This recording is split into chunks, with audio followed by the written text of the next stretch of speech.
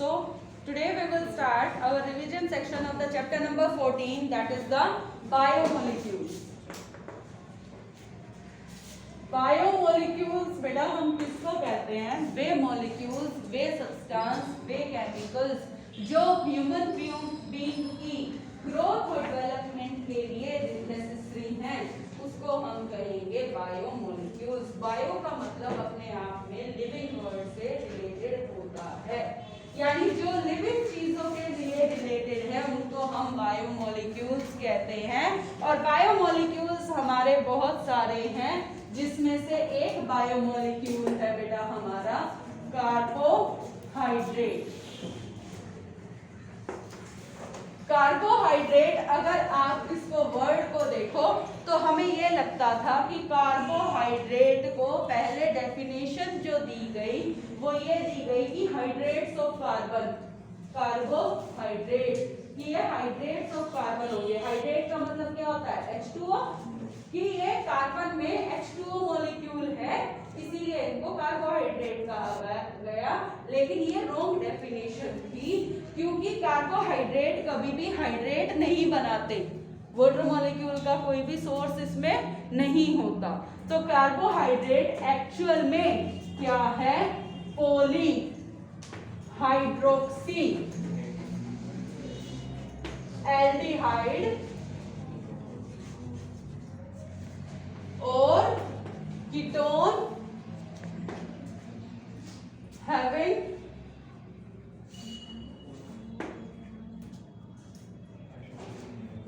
Polyhydroxy aldehyde और ketones हैं बेटा which are optically active, having या which are optically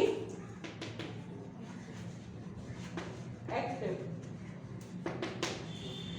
एक वर्ड मुझे इसमें याद नहीं आ रहा है, इसके लिए हम एक पर्टिकुलर वर्ड यूज करते थे ऑन हाइड्रो, या जो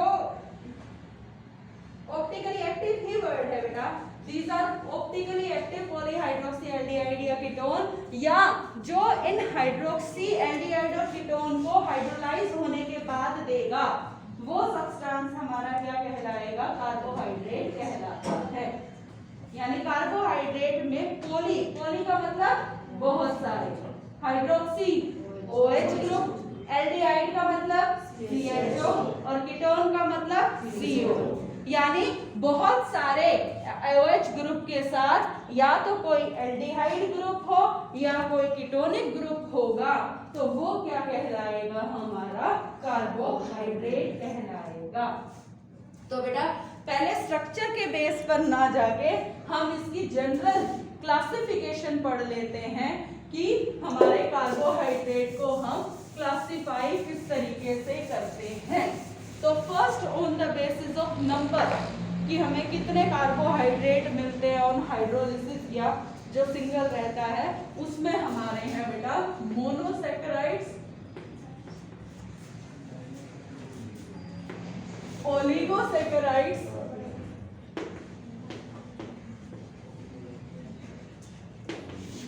पॉलीसैकेराइड्स।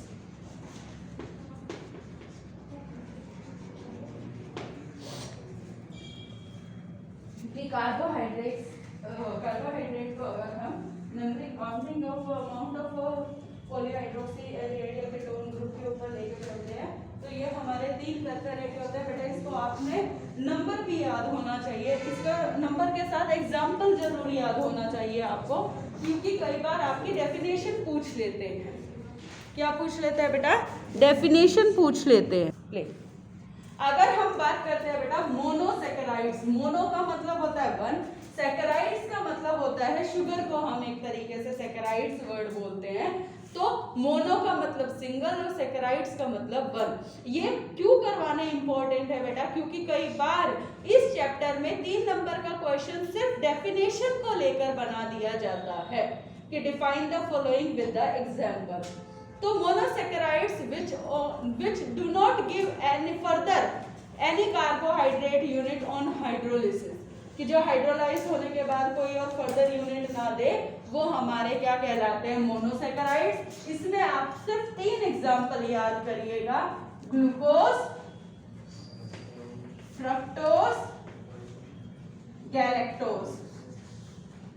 गैलेक्टोज तो बेटा glucose, fructose, galactose, all these three have the same formula C6H12O6, but the difference lies behind the structure। कि इनका जो स्ट्रक्चर है उसके ऊपर इनका डिफरेंस लाई करता है, वो हम डिस्कस करेंगे।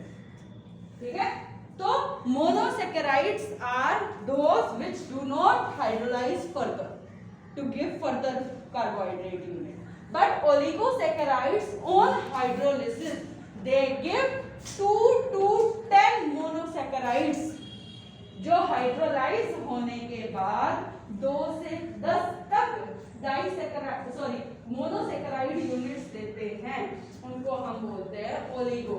ओलिगो का मतलब डाई नहीं होता बेटा, ओलिगो के अंदर आता है डाइसैकेराइड्स, ट्राइसैकेराइड्स, टेट्रासैकेराइड्स, मीन्स जो हाइड्रोलाइज होने के बाद 2 यूनिट देंगे वो डाइसैकेराइड्स, जो 3 यूनिट देंगे वो ट्राइसैकेराइड्स, जो 4 यूनिट देंगे वो टेट्रासैकेराइड्स।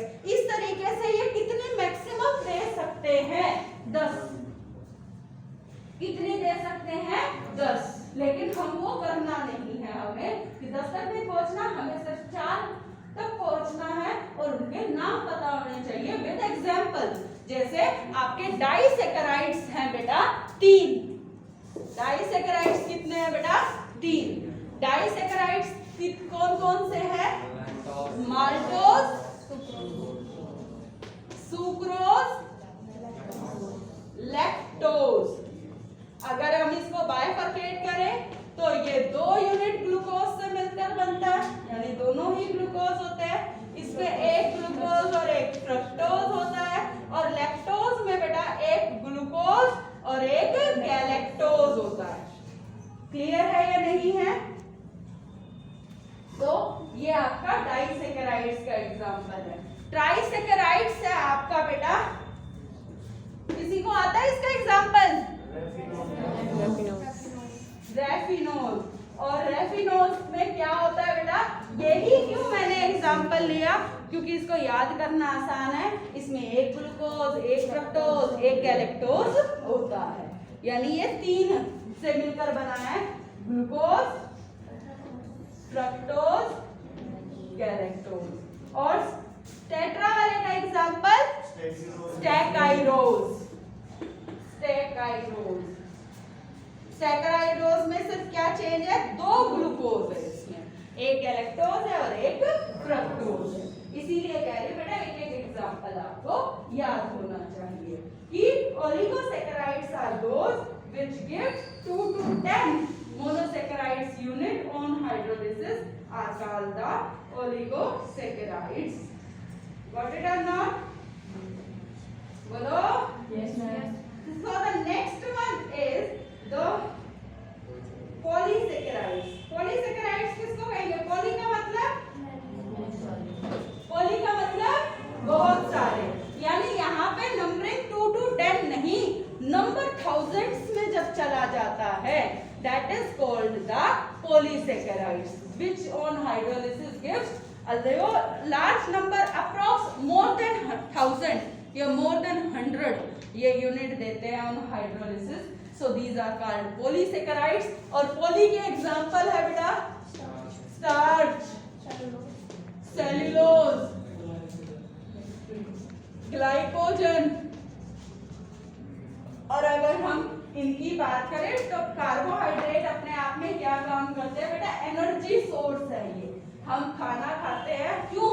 हमें एनर्जी चाहिए, तो वो ताकत हमें कार्बोहाइड्रेट के खाने से मिलती है। यानी ये हमारी बॉडी में किसके काम आता है? बॉडी डेवलपमेंट या बॉडी ग्रोथ के एनर्जी पार्ट में काम आता है। ये बॉडी को बनाता नहीं है। अगर मैं कहूँ मेरा जो ये स्किन बनी है वो कार्बोहाइड्रेट की बनी है, ऐसा नहीं है बेटा। जो ये कौन से बायोमोलिक्यूल का हिस्सा है जो एनर्जी सोर्स का काम करता है। Got it or not? ठीक है बेटा। तो और क्या क्लासिफिकेशन है कार्बोहाइड्रेट की? हम कार्बोहाइड्रेट को और क्या कहते हैं? शुगर और नॉन शुगर। बेटा देखो वर्ड अपने आप में क्लियर हो जाएगा, शुगर, नॉन शुगर। शुगर कैसी होती है? और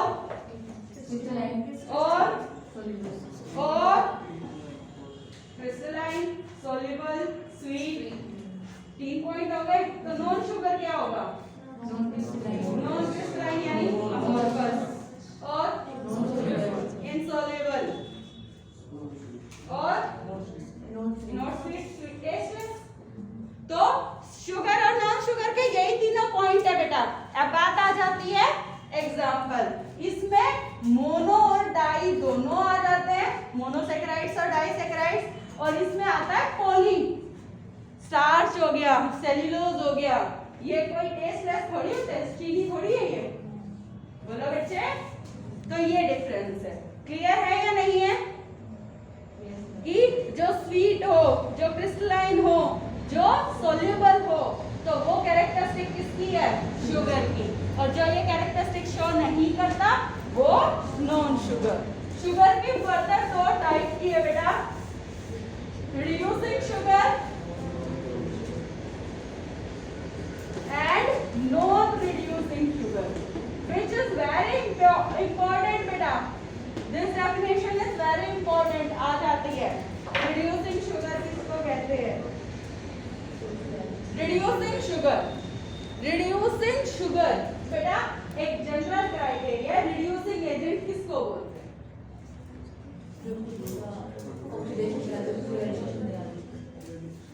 जो दूसरे का रिडक्शन करवाता है, खुद का क्या करवा ले? इसमें कौन सा ग्रुप है जो मेन ग्रुप है? कार्बोहाइड्रेट में कौन सा ग्रुप है जो मेन ग्रुप है? एल्डिहाइड और कीटोन। एल्डिहाइड और OR वाला और बोल रही बेटा मैं, एल्डिहाइड या कीटोन, ये है इंपॉर्टेंट ग्रुप। बोलो। अब आपको ना अगर किसी ने वीडियोस देखी होगी मेरी, जो मैंने ऑर्गेनिक के रिगार्डिंग भेजी थी, ये बात याद रख लेना, यहीं से शुरू करवा रही हूँ कि किसी भी हाइड्रोकार्बन को ऑक्सीडाइज करते हैं तो वो अल्कोहल्स में बदलता है, उसको ऑक्सीडाइज करते हैं तो वो एल्डिहाइड या कीटोन बनाता है। कि प्राइमरी अल्कोहल से एल्डिहाइड बनता है, सेकेंडरी अल्कोहल से कीटोन बनता है। और उसको फर्दर ऑक्सीडाइज करवाते हैं तो वो कार्बोक्सिलिक एसिड देता है। तभी तो ये चैप्टर सीक्वेंस में है। बात समझ में आई कि अगर हम किसी भी ऑर्गेनिक कंपाउंड को ऑक्सीडाइज करवाते हैं तो वो हाइड्रोकार्बन क्या होते हैं हमारे, हेलोकेन, हेलोरिन्स वगैरह हो जाते हैं, या कार्बन हाइड्रोजन के कंपाउंड हाइड्रोकार्बन है। बोलो। उसको ऑक्सीडाइज किया तो अल्कोहल बन गया, अल्कोहल को ऑक्सीडाइज किया तो एल्डिहाइड कीटोन बन गया, एल्डिहाइड कीटोन को कार्बोक्सिलिक एसिड में कन्वर्ट कर देते हैं। अभी मैं आपसे कुछ पूछ रही थी ना, रिड्यूसिंग शुगर, रिड्यूसिंग एजेंट क्या होते हैं? दूसरों की हेल्प करेंगे रिडक्शन में, खुद का क्या करवा लेंगे? मेन ग्रुप कौन सा इनमें? ये ऑक्सीडाइज होके किस में बदल देंगे? कार्बोक्सिलिक एसिड में। ये बात क्लियर हुई? अब ये चीज मैंने आपको क्यों बताई? क्योंकि रिड्यूसिंग शुगर और नॉन रिड्यूसिंग शुगर की जो डेफिनेशन है, दे रिड्यूसेस टॉलरेंस रिएजेंट्स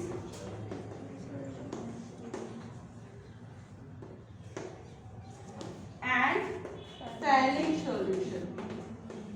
उस शुगर को हम कहेंगे रिड्यूसिंग शुगर। मैं लैब में भी थोड़ा सा बता रही थी आपको बेटा कि टॉलरेंस रिएजेंट क्या होता है। अमोनियम सिल्वर नाइट्रेट सॉल्यूशन होता है, फैलिंग सॉल्यूशन दो चीज से मिलकर बनता है, फैलिंग है, फैलिंग भी। फैलिंग ये होता है कॉपर सल्फेट, फैलिंग भी होता है सोडियम पोटेशियम टाइट्रेट। तो इन दोनों को जो रिड्यूस कर देता है, यानी इनका तो करवा देगा रिडक्शन और खुद क्या हो जाएगा? ऑक्सीडेशन। यानी एल्डिहाइड और कीटोन खुद किसमें बदल जाते हैं? कार्बोक्सिलेट आयन में। यानी ये लाइन क्यों सिखा रही हूँ बच्चे, कई बार कंप्लीट द रिएक्शन जो करनी आती है ना, उनमें ये हेल्प करती है बातें कि रिड्यूसिंग शुगर वो शुगर है जो टॉलरेंस रिएजेंट और फैलिंग सॉल्यूशन को रिड्यूस कर दे। तो इसका एग्जांपल क्या है? All mono and di except sucrose. क्यों? सुक्रोज में फ्रक्टोज है, फ्रक्टोज क्या है, कीटोन वाला ग्रुप है। कीटोनस रिएजेंट और फैलिंग सॉल्यूशन को कीटोन नहीं रिएक्ट कर पाते इसलिए। और इसमें non reducing which do not reduce the Tollens reagent और फैलिंग सॉल्यूशन, और इसका एग्जांपल क्या बन जाएगा, सुक्रोज। बात समझ में आई क्यों है सुक्रोज? क्योंकि सुक्रोज में कीटोन है, कीटोन को ऑक्सीडाइज नहीं कर पाते ये सिर्फ एल्डिहाइड और कीटोन सॉरी एल्डिहाइड को ऑक्सीडाइज कर पाते हैं, इसीलिए सुक्रोज में कीटोन ग्रुप होने की वजह से वो नॉन रिड्यूसिंग है। बात समझ में आई? So these are the part और थ्योरी बेसिस कि रिड्यूसिंग शुगर किसको कहते हैं, नॉन रिड्यूसिंग शुगर किसको कहते हैं।